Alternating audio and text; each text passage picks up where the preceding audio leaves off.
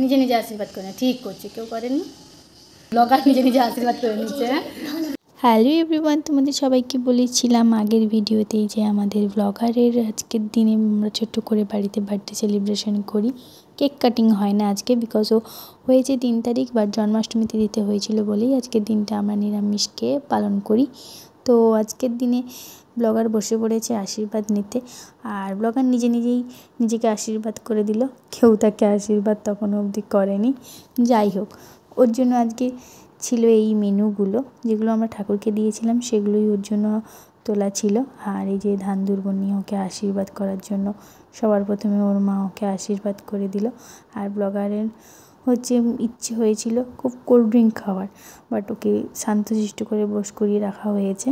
তো প্রথমে ওর মা ওকে মালা ঘুমসি পরিয়ে দিল, তারপরে তার দাদু একটু তাকে আশীর্বাদ করে দিল, তার দিদিও একটু তাকে আশীর্বাদ করে দিল। এরপরে চললো আমার পালা।